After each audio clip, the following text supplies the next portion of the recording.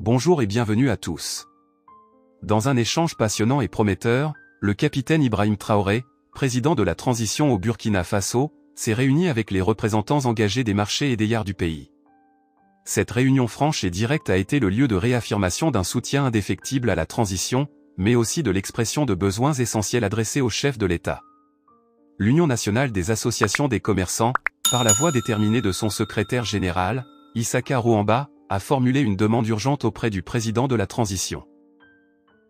Comme vous l'avez si bien dit, le terrorisme est là depuis plusieurs années et nous constatons que la partie de la population la plus affectée, je pourrais dire, ce sont les commerçants, surtout dans ces villages qui venaient vers vous chercher le matériel et repartir, aujourd'hui qui se retrouvent complètement sans activité. Et je sais très bien que ça impacte vos activités ici parce que ces populations qui revenaient vers la portion centrale et chercher les marchandises, ce commerce s'est arrêté subitement.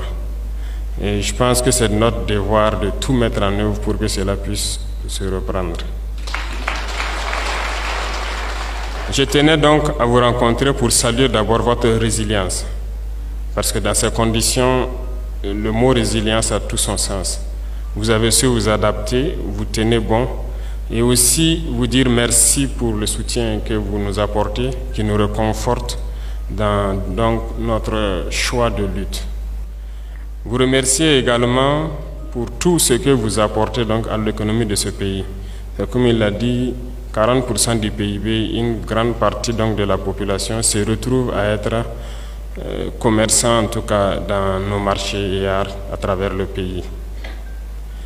Dans ce sens, nous avons pris quelques décisions depuis quelque temps en mesure de pouvoir soutenir tous ceux qui rentrent dans l'entrepreneuriat à travers les petites et moyennes entreprises que vous dirigez d'ailleurs.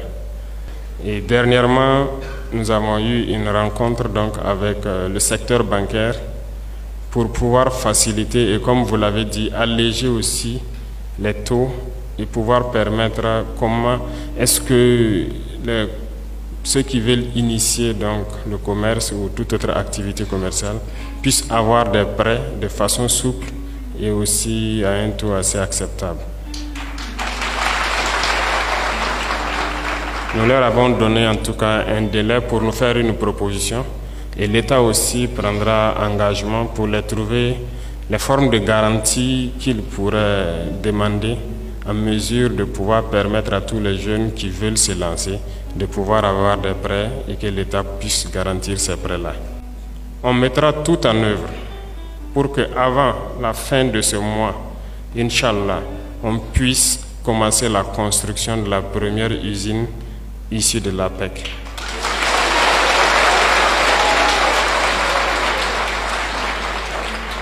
Et nous ferons tout pour que d'ici la fin de cette année, il y a des jeunes qui s'étaient organisés pour faire une usine quelque part, qui entre-temps n'avaient plus de moyens pour poursuivre. Il a été entre-temps question de vouloir céder ça à des gens venus de l'extérieur. Mais l'APEC a repris une bonne partie donc, du capital pour leur permettre d'y arriver. Et nous voulons qu'avant la fin de l'année, les premiers produits made in Burkina sortent de cette usine et que ce soit vous qui commercialisez ces produits donc, au profit des Burkinabés. Il y a plusieurs zones où il y a plusieurs années de cela où nous n'avons pas mis pied, mais nous pouvons vous rassurer, nous allons y retourner et nous allons nous installer, coûte que coûte. Revenant donc au marché yard, quand on fait le tour, vous avez parfaitement raison, surtout en saison pluvieuse, c'est difficile, un peu partout au Burkina. C'est très difficile et les marchés les plus structurés même sont très vieillissants. Je ne vois pas à part les tout récents, la plupart de nos marchés ont plus de 20 ans en tout cas d'existence. Et c'est devenu compliqué. Et comme les jeunes l'ont dit, pour avoir des boutiques, c'est assez complexe. Il y a quelque temps de cela, nous avons donné la mission au ministère de l'Urbanisme pour nous proposer un plan d'un modèle de marché assez audacieux. Parce que nous avons l'habitude de construire uniquement des marchés, quelques hangars avec des tôles et tout, et puis partager des petites boutiques. C'est pas souvent évident. Nous voulons essayer des modèles plus audacieux et plus avancés, c'est-à-dire de construction à niveau sur de grands espaces. De sorte que si peut-être au rez-de-chaussée, je suppose que nous avons les commerçants de légumes, céréales et autres, qu'au premier étage peut-être on retrouve les vendeurs de portables et autres appareils électroménagers. Donc j'attends incessamment les plans d'un tel marché et nous allons voir ensemble comment on peut mettre ça en œuvre. Et ça nous permet de nous mettre en sécurité. Ça permet d'avoir beaucoup de boutiques et surtout nous mettre en sécurité.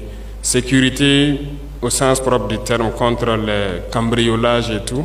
Sécurité du côté incendie, parce que lorsqu'on est bien organisé, il n'y a pas de raison qu'on n'ait pas cette sécurité. Aujourd'hui, si les commerçants occupent les rues et les abords des axes, c'est parce qu'il n'y a pas de boutique.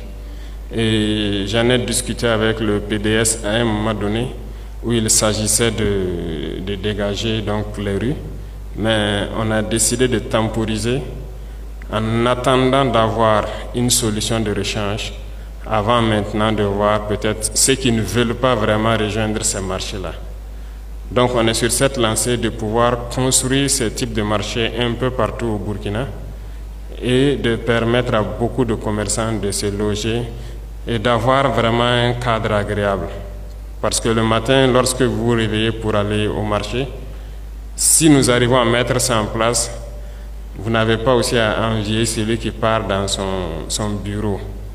Parce que c'est votre bureau là-bas et ça doit être confortable. Donc voilà un peu ce qui nous guide. Et ce n'est pas seulement les marchés, ça concerne les gares routières. Nous avons des réflexions sur ça, les marchés de bétail.